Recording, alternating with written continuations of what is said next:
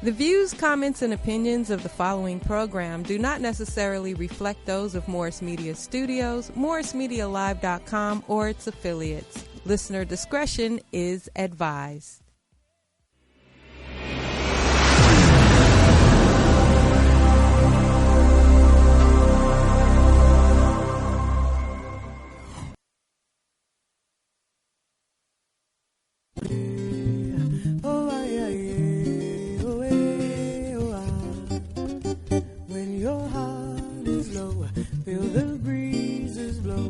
It's alright, you just take your time. There's no hurry now that you're on your way.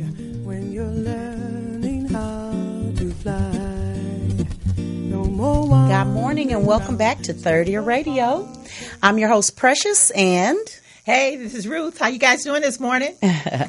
Okay, so why don't we just go ahead and jump right in for our morning centering. Okay, so let's just take a moment and take a breath, breathing in deeply, and allowing yourself just to feel the energy in the room, to feel the power and the love of God in this universe and everything that this earth planet has to offer us. We recently had Earth Day, celebrated all over.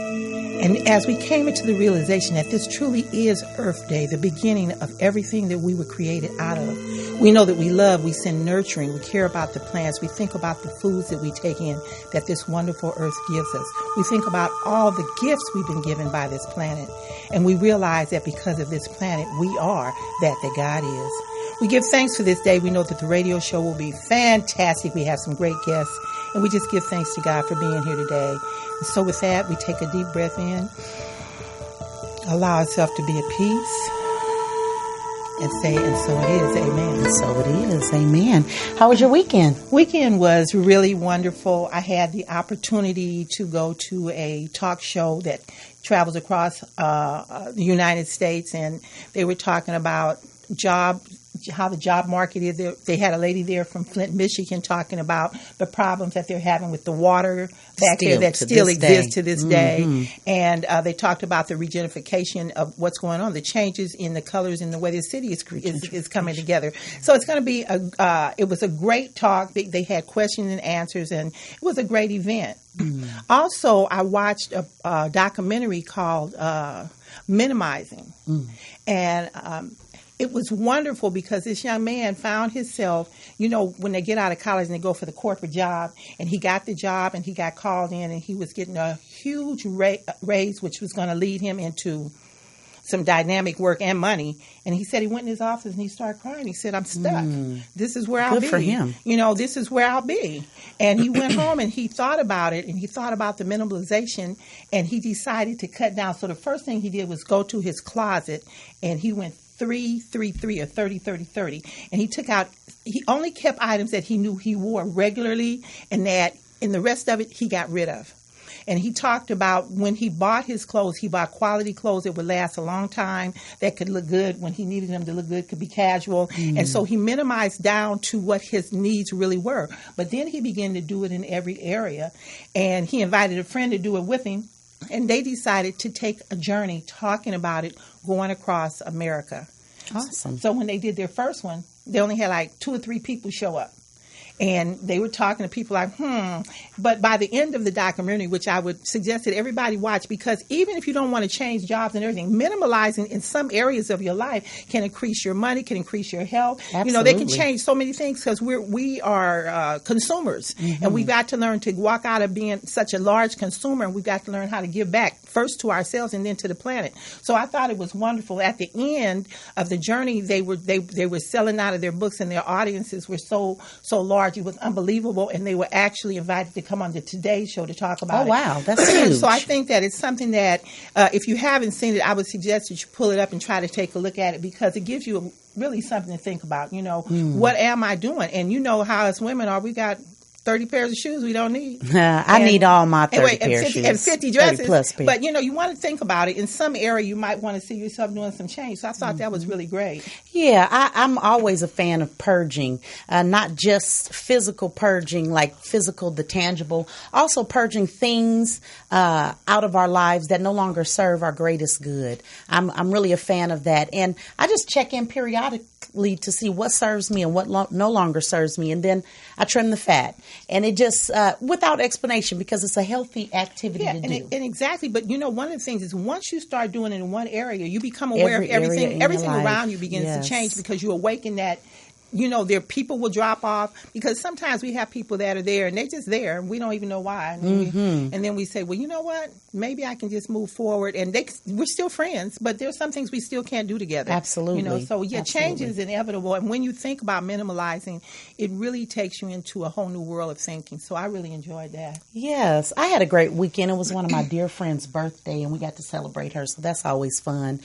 And I was also very busy, but in a good way. Not just busy doing nothing, busy doing my purpose, my work. So I had a very full weekend, and I'm actually looking forward to carving some time out where I just don't have anything to do at all, just to be still. So.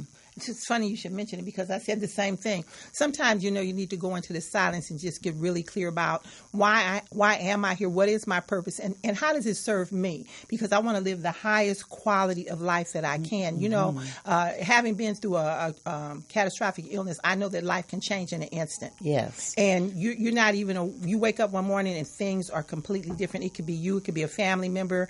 It just, your job, anything can come up. And so when you're thinking about, even in that documentary, when he thought about the job, it's like, where am I? I'm still a young guy. I'm not getting married, and I'm tying myself into something that I really want to see the world. So, even with everything you do, when you commit to it, you got to think about why am I here? What is my purpose in doing it? How will it serve me? Absolutely. Does it bring me joy? Because if you're not having fun, don't do it. That's why on here sometimes I just get silly, because if it's not fun, we ain't doing it. Right. So, we got to have a good time. Life moves forward. Yes, it does. So our topic today is going to be energy. Let's go ahead and jump right in and talk about energy. What do you have to say about energy, Ruth?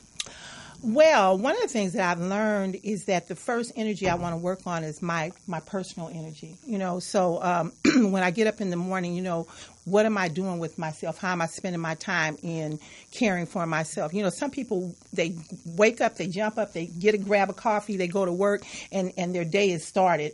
And no matter whether you're on a job working or not, I feel like when you get up in the morning, you need to take a little time, have a little quiet time. If you don't meditate, take some quiet time and think about what you're going to eat or drink that morning, and just focus on yourself, because the energy that you create at that time is the energy that you'll carry out all through the day. Yes. So, you got to think about first, how am I treating me? What is my energy level going to be like? What am I doing for myself today to create joy, happiness, and make sure that my world is what I want it to be. And when you come to that point, then when you go out and you talk to other people or you interact with them, you can say, hey, girl, I'm doing all right. How you doing? Because at the end of the day, I'm doing all right. How are you doing? And hopefully and knowingly, because I prepared the conversation that I'm going to have with them, they feeling that energy and they're feeling the same way.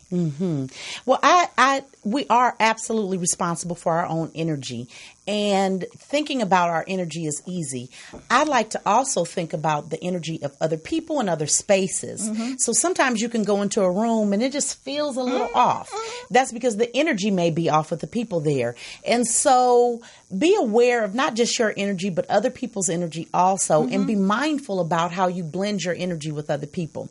Also, there is the energy of money.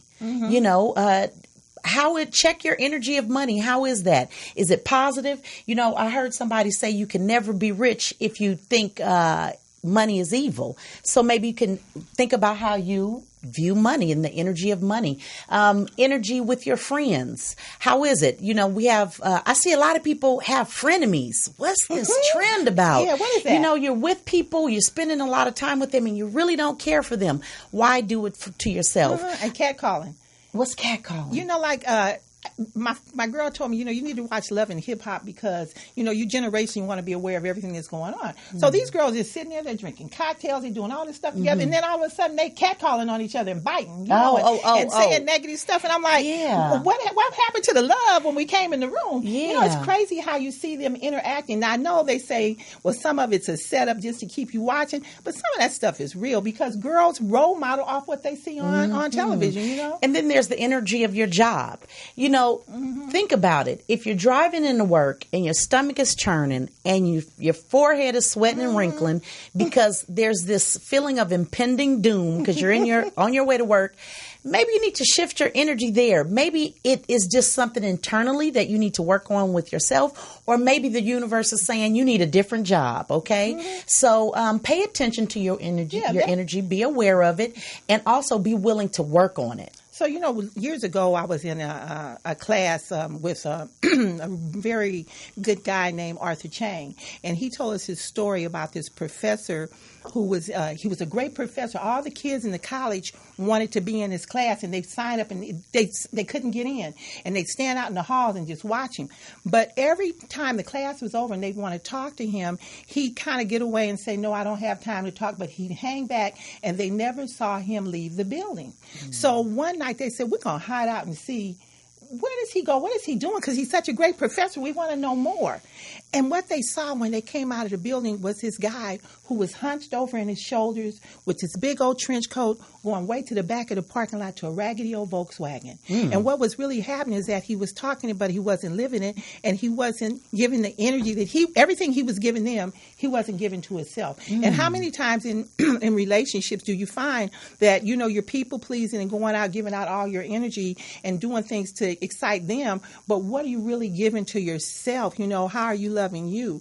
And so the message in that is that he needed to take a time out to get his head right, so that when he talked the talk, he was really living and walking the walk. And that's important, And I find that in our busy world, sometimes we don't take a time out, and then when we do, we invite somebody along that we probably shouldn't, and then we find we really aren't spending quality time because we're talking about whatever they're talking about and whatever comes up with them with their problems and all the stuff that's going on with them. So energy has a lot of aspects to it. It has a lot of... And energy is everything. Always be willing to investigate your own energy. That was a post I did on my Phenomenal Change social media page today. The hardest thing to see in life is most often yourself. So because of that fact, just be willing to periodically check in and investigate yourself. And specifically, I addressed on the post, childhood trauma. It plagues people. Very important. It's very important to heal the wounded child that's inside of you, because that kid is causing havoc on the world. That little girl. Beware that little girl, that little boy, or anywhere in between. Go back and get yourself, rescue yourself, heal yourself, and bring yourself up so that you could do the work that you were born to do in peace and in love. Like 20 years ago, I heard this word called chakra. So I was calling my girlfriends. I said, "What can you tell me about chakra healing? What are chakras?" And when I found out, I initially took the class, and then I thought, this is something I got to share in the community, because everything starts in the root. Yes. And that's coming through the womb, whether it's wounded, healthy, happy, or whatever, and coming onto the planet. And it's all that ancient history and all of that kind of stuff. And this is kind of what you're talking about, like with the little girl or the little boy. We carry what we know, the places that we're raised in, the things that we're raised around, and we find ourselves growing up and we're not finding the happiness or the good relationships and all that kind of stuff. Is because we've been carrying the past with us like it's a bag on our shoulder. So when you learn how to clean out that old energy and get rid of all that stinking thinking and really find out that you are a fantastic human being here to enjoy this planet for the time that you're here, you begin to see that greater life. So I always say, you might want to check on a little chakra healing. But if not, just do a journaling. What's really going on with me? What did I think about when I was a kid? What made me happy and what didn't? And that's why the guy in the documentary kind of had to break down, because he realized he had been living his life in a certain way, and here he was getting what he thought he wanted, and it wasn't the answer. What he really wanted was freedom. And when he allowed himself to minimalize and get rid of some of the garbage, people, places, and things, or whatever it was, he found himself finding that high energy, expressing joy, and being happy. Yeah.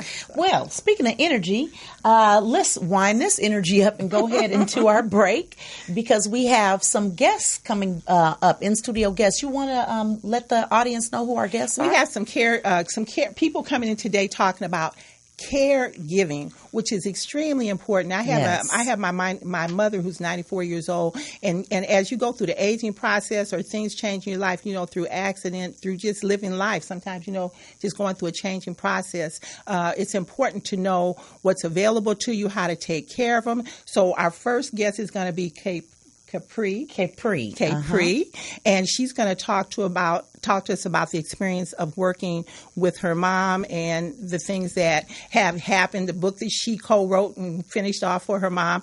And then we have Justina, and she's going to come on and she's going to talk about some of the resources that are available so that you can know the places to go when you need help. So we're looking forward to talking to them. Yes. And guess what? Listen with your third ear. Your third ear. Okay. All right. Have a great time.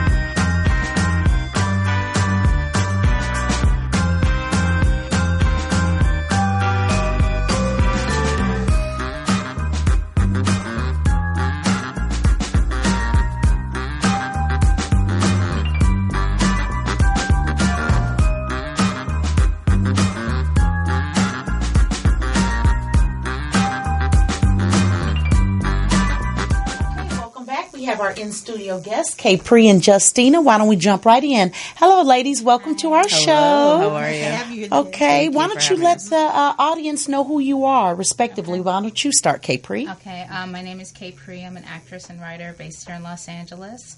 And I caregiver for my 85-year-old mother, who is just awesome.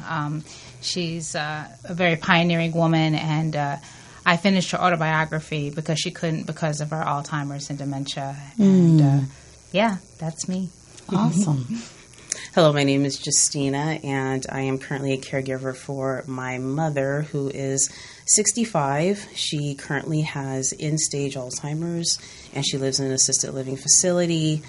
And over the past 4 years, I've become more of an advocate, trying to help as many caregivers as I possibly can, because finding resources has become very difficult. Mm-hmm. And I'm trying to let people know that it's not that difficult. This is a issue that is pretty dear to my heart because one of my favorite people in the world has been diagnosed with dementia. The medications do make a difference. However, she's living in another state and refuses to be with us because she doesn't want us taking over. And we have to wait until the doctors have declared her to a point. Mm-hmm. So it's like I love her dearly, but it's like dealing with a child, but who's an adult.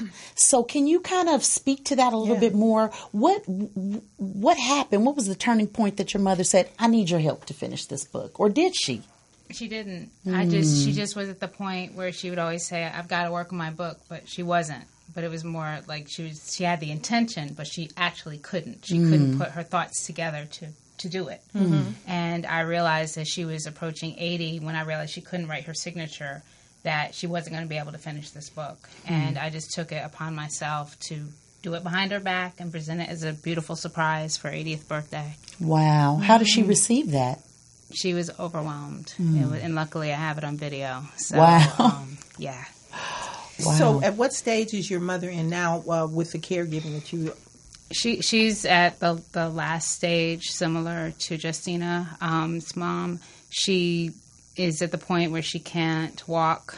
And I don't know that she can't or she forgot. Like, we don't really know. Right. She doesn't speak anymore. Because that's what happened. You're not Yeah. sure whether it's them not knowing it anymore Right. or if it's really medical. Right. So, what kind of assistance are you getting with that?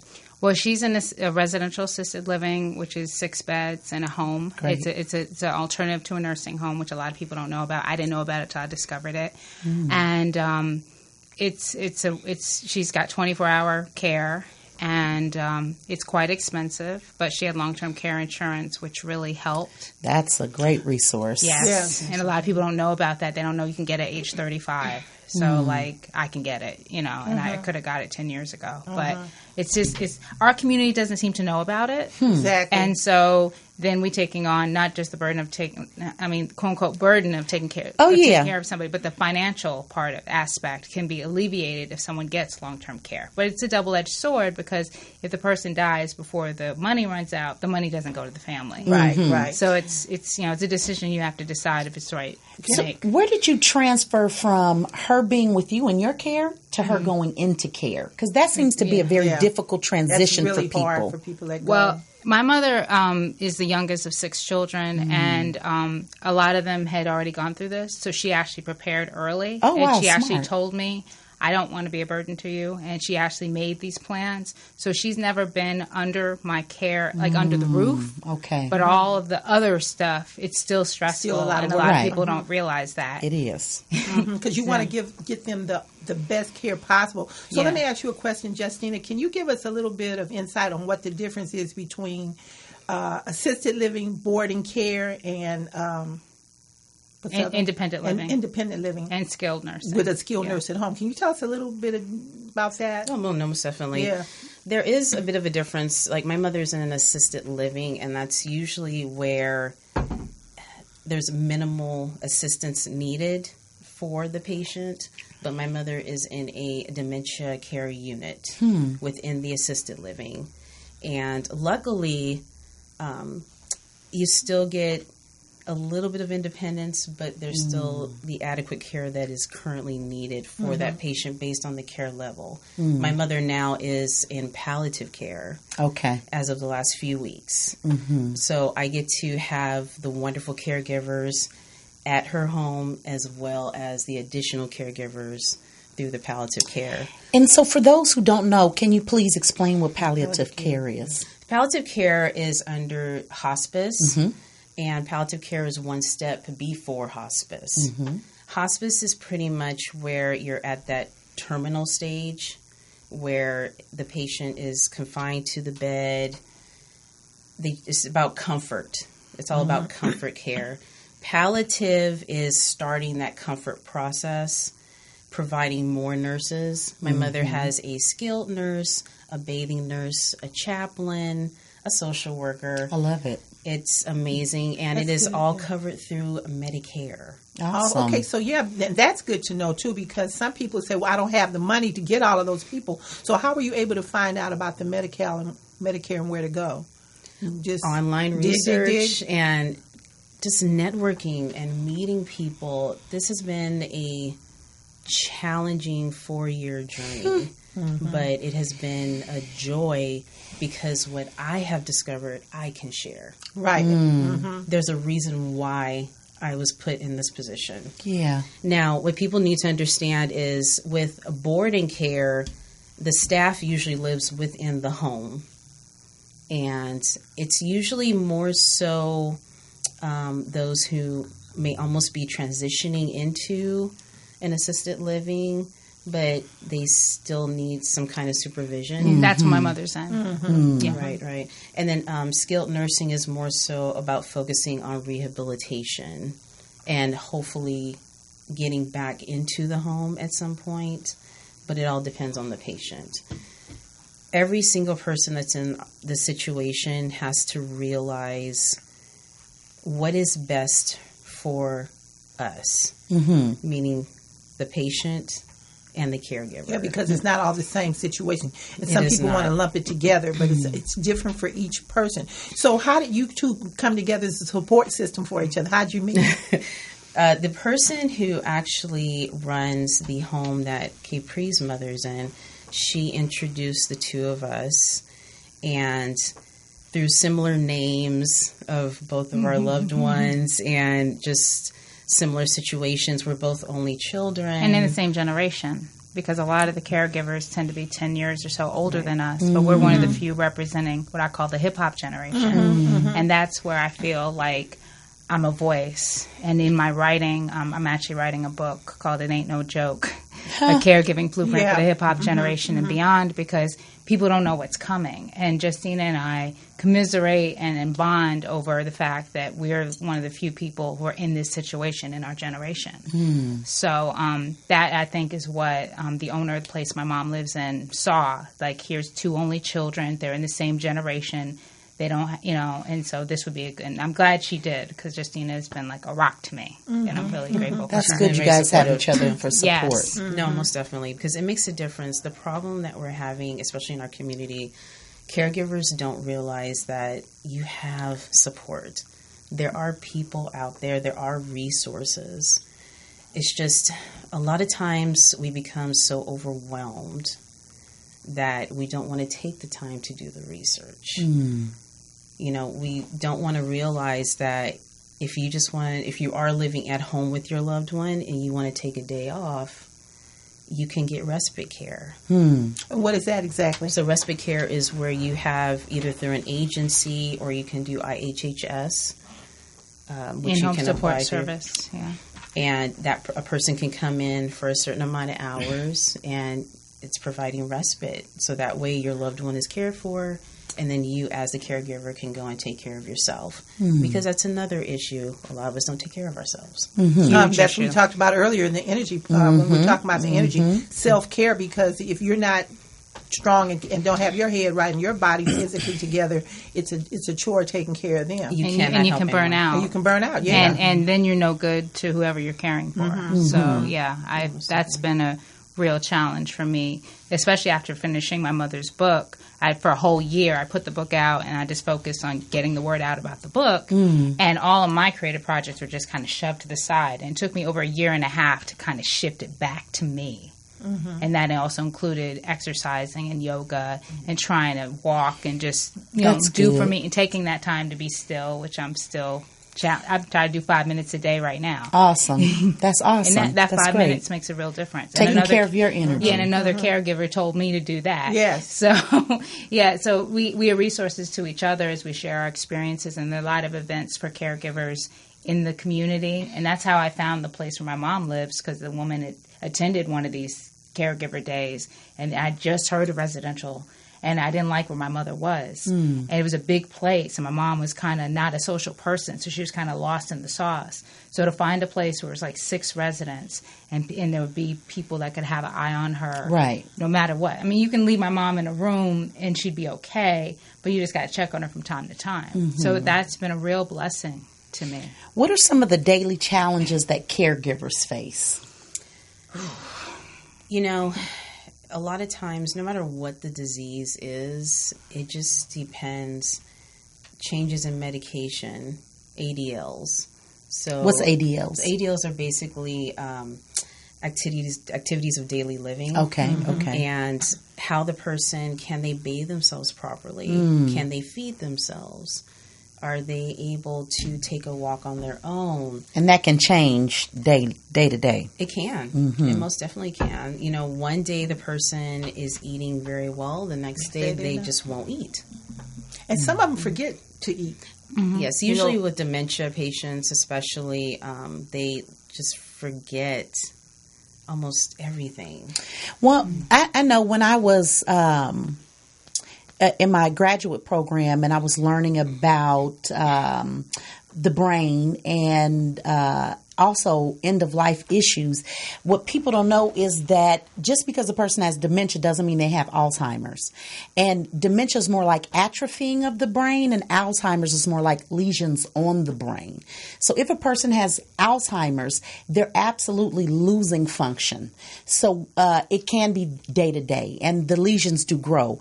And that's what impacts the physical aspects of decline. So the reason I'm mentioning this is because one thing that comes up for families that are dealing with loved ones who have Alzheimer's or dementia is denial. Well, I know you can do this, Mama. You just did it yesterday. Mama may have been able to do it yesterday, but today it's a different story. So can either of you, because I know for me, it's difficult to watch someone you love lose their ability one by one. Yeah. I had my uncle, we lost him a few years. It's been 6.5 years, to astrocytoma glioma, which they're brain lesions. It's brain cancer. And it acts just like Alzheimer, but it was rapid. So we watched him within like 8 months deteriorate from a very healthy, vibrant man. He played for Lakeside for 24 years to within a year pretty much become an invalid. Watched him lose weight, lose his ability. First, it was all of his voluntary functions, then his involuntary functions like swallowing and, chewing. He couldn't do anything at the end. So can either of you describe what it's like to watch the changing, and do you ever have to deal with denial or accepting the changes?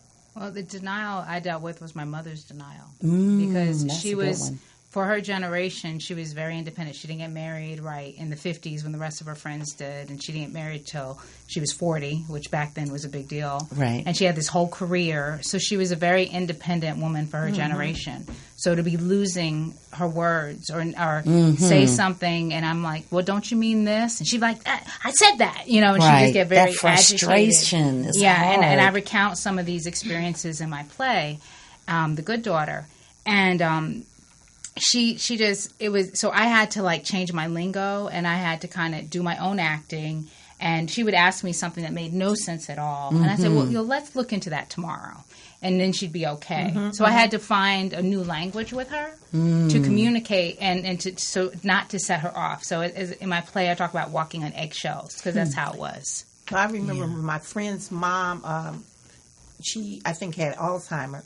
And she actually let us know that she had it talking in the hair salon because she was saying, I got in my car to go somewhere, and I couldn't remember. I got to the corner, and I couldn't remember where I was going. She said, and something said turn around, and she turned around and went back to her home, and she called her daughter and said something's wrong with me. That's good. That's she rare. was able to and that was really cool. That's rare. But one of the things that happened, like you said, her going into it was real rapid. After that, it just it was really fast.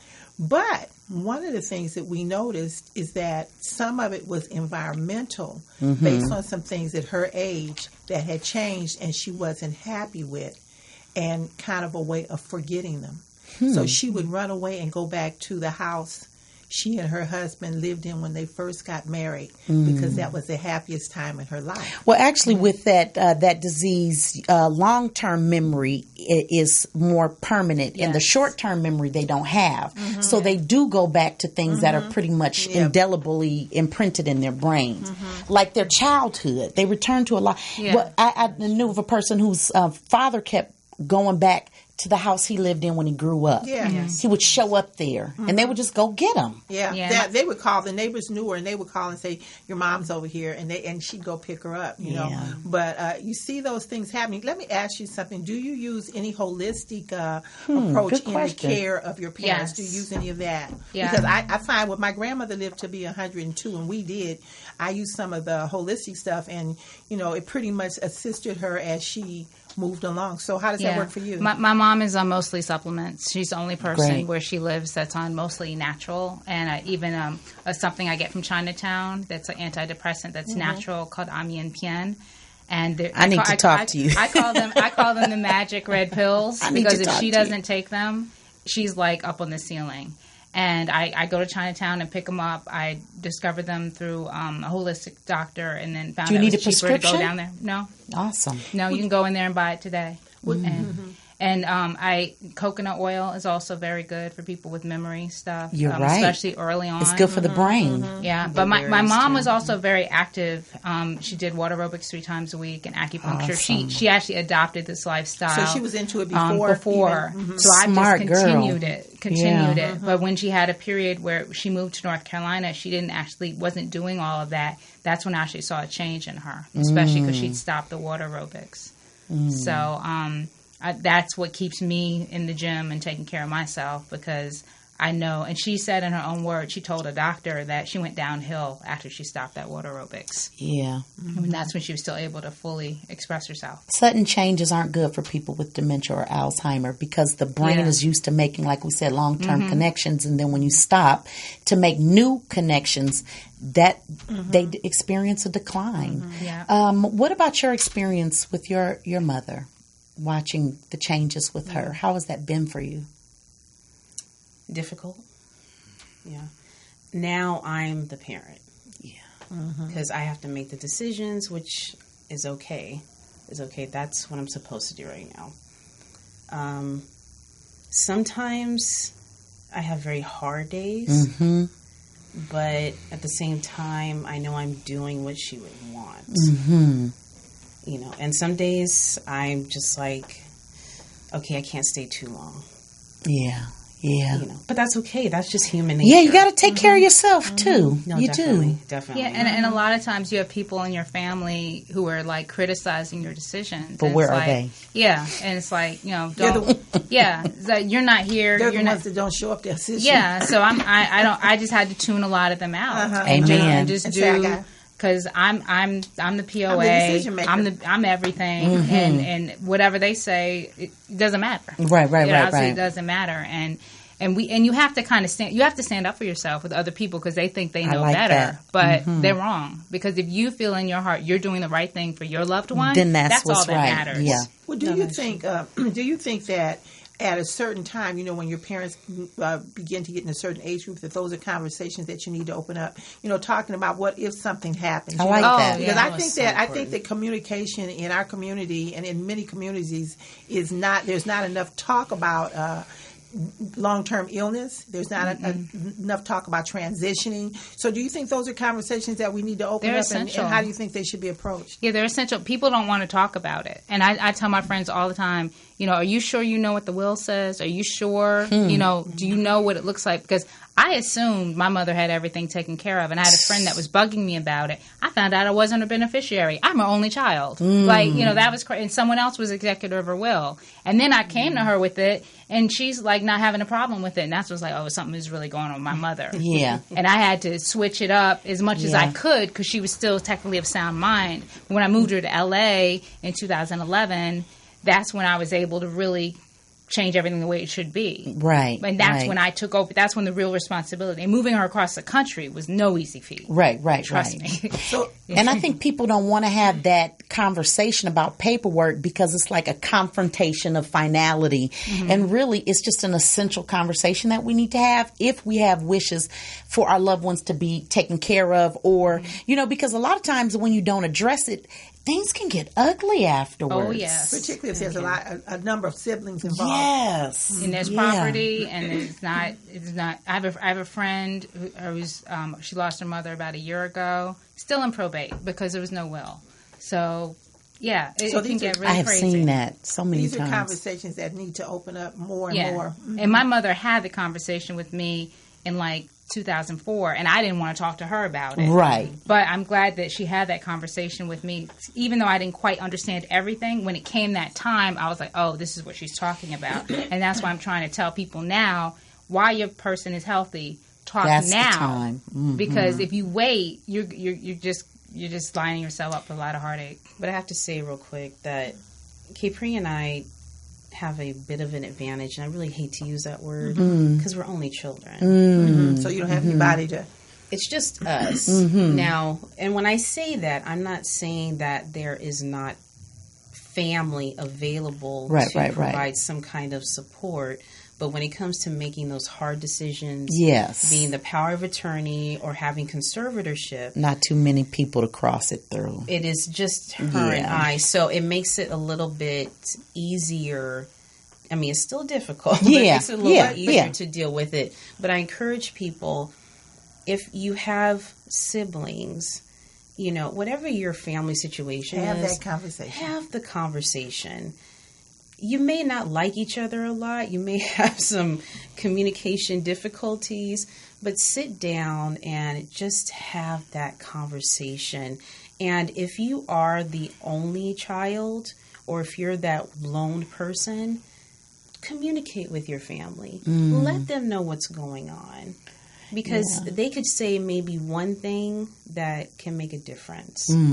Or just help you for that moment. And I agree with you, Justina. It doesn't matter if you're the only child or you're one of many siblings. You're dealing with grief before the person passes. Exactly. So it's very morbid, the situation in itself, and it requires a lot of self-care to get through it, right? So you mentioned earlier that after you kind of got your footing a little bit, you went back to taking care of yourself. Let's talk about that for some other people who might be dealing with the situations. Right. What are some ways that people that you will recommend or advise people to take care of themselves when they are the caretaker? Well, I think they should think about what brings them joy, whether it's going to a movie or taking a walk or having a picnic or going to the beach if you're in LA. Just anything that brings you joy, reading. I mean, just doing something that has nothing to do with your loved one. That's all about you. I love that. I love hot that. bath, meditation Love music, those. candles, you know, whatever, a massage.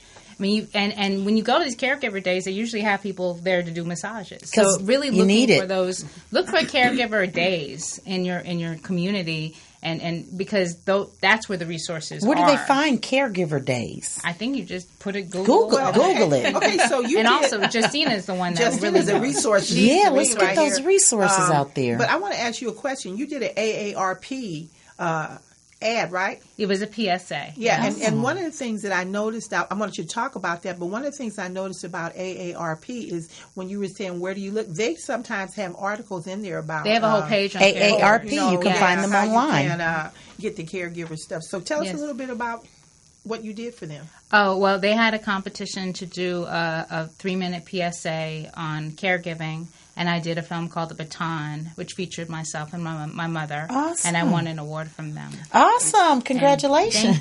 Thank you. And part of, I feel, as a writer and performer, part of my caregiving is telling the story and telling my mom's story. So this is my mom's autobiography, which I finished for her 80th birthday, and it's called I Didn't Know What I Didn't Know. Can you hold that just a little bit closer? Exactly. And maybe we could zoom in on that. I think we're, Yeah, I Didn't Know What I Didn't Know. Can they find that on Amazon? Story it's on Amazon. Okay. It's dorothystory.com. And this is the story my mom couldn't finish because of her disease that I finished for her. And it was truly a labor of love. And I'm the little baby at the bottom of the story because it's mostly her story before she got married. But by doing this book, as I say in my in The Baton, you know, my mom probably won't know my children. I don't have children yet.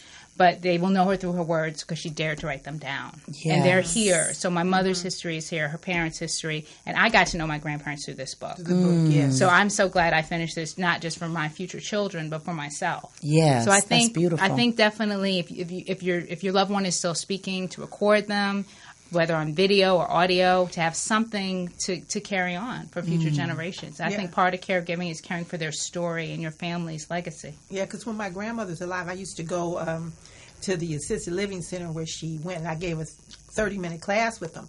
And I played music from their era and tell them, get up and let me see how you dance. Or tell me what dance you were doing. Or tell me who was your boyfriend then. You know? And they really look forward to me coming because I play the music and they get up and dance. And it was good for them as well as it was for me. Yes. It gave me a greater understanding because you got to remember they were young people. At some point they had a life and they were doing a lot of fun stuff. And when you talk to them, you get to learn who they are and why you're doing some of the stuff you're doing. Yeah. Yeah. So you want to tell us some of the resources that you have? Yes. Oh, I would love to. Currently, if you're dealing with Alzheimer's and dementia, Alzheimer's Greater LA is an amazing resource, as well as the Alzheimer's Association. You also have 211, which is a great resource, especially when you're not sure if you're dealing with mental health issues. You just dial 211. Just dial 211, or you can go to www.211la.org. For Alzheimer's Greater LA, you can go to alzgla.org. alzgla.org. Yes, and the reason why I am mainly a volunteer with Alzheimer's Greater LA, they're based off of Wilshire, over by the Wilshire Bell Theater, is because all the money that they raise stays local.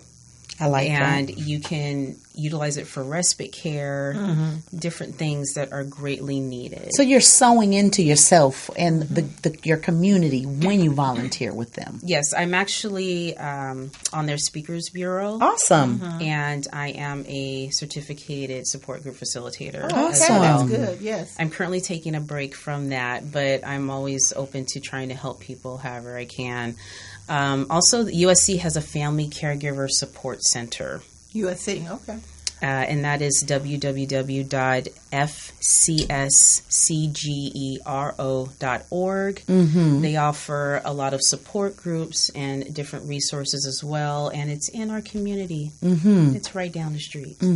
Really is. And a lot of people don't realize.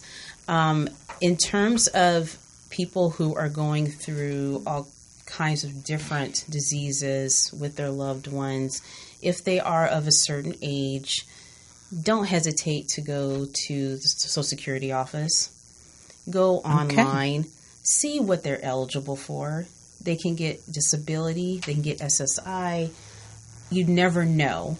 And if they're not eligible, you also have Medi-Cal.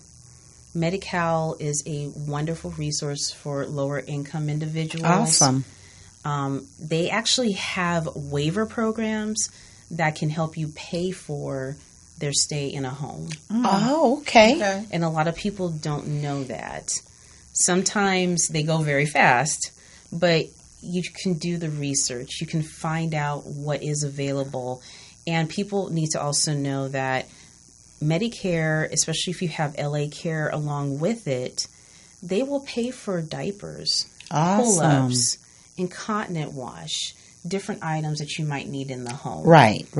And people need to also know that if you are on hospice care, they will provide those things as well as a hospital bed, a wheelchair, different things like that. Sometimes there may be issues with a caregiver not wanting to cook. Okay, they just don't want to be bothered, which is completely understandable. Yeah. There is a resource which I learned through a friend of mine called Project Angel Food. Yes, I know about that. And that is www.angelfood.org. And they will deliver to your house once a week. It's for terminally ill people. Yes, it's a wonderful program. The people who deliver are very kind, and it's something that people need to utilize. So, especially caregivers at home, so they don't. That's one less stressor. Now, transportation is a huge thing. Even for those who are still at home but may be disabled and have some issues, there is Access Paratransit. And I'm sure everyone is familiar with the black and white Access vans, as well as some of the taxis with the blue and white stickers. You can call 800-827-0829, and you do have to go through a process of applying, going through eligibility and evaluation. You may want to take a whole day to do that. But if you're approved, you just call 1 to 2 days ahead of time, make a reservation, pay a certain amount based on where you're going, and that can help. Also, through LA Care, there is a transit program where if you are an LA Care member, they can take you to your medical appointments. You just make your reservation a day or two ahead of time, and there's no fee. Okay. So people don't have an excuse of not being able to go to their doctor's appointments. Right. Or utilize these certain resources to get the help that they need. And for myself, I do have a support group, as I mentioned. It's called Shades of Purple. Shades of Purple. Yes. And my email address is sopwellness@yahoo.com. And I also have a Facebook page as well. What's that? The name of your Facebook page? SOP Wellness. SOP Wellness. Oh, okay, it's up there. Yes. And access is 7 days a week, and it can go as far as Pasadena. Like, there's no limits. There's also City Ride, but that's just weekdays. Okay, Right? can I ask you a question? As far as caring for yourself, could you talk about getting past the guilty feeling of putting your loved one in a facility? Yeah. Because the guilt is, some people, they say, I can't do it, it's my mother, and then they worry about what people are going to say. How do you deal with that? Because that comes up, when I talk to people who have that. For me, it's a daily process. And my mother has been in facilities for about 3 years now. But I know that's what's best for her. Mm-hmm. And I still have people to this day who are like, what's wrong with you? Why can't you, just take care of your mother? Why can't you this? I am taking care of my mother. Right. I just need the extra assistance. And I'm like a bulldog. So I am always on top of everything. Good. I know what's happening. I call the home. They know me very well. Mm-hmm. I stay on top of the appointments. Now that she is on palliative care, a little bit of a load has been lifted because there is a 24-hour nurse available. So she's receiving proper care. Yes, yes. And that has been a bit of a relief for me because I have to take care of myself. That's right, yeah. Now, I am a giver. So I take care of others more than I do take care of myself. I know I do that. And some people that are familiar with my situation know that as well. Yeah, that's why I brought that up.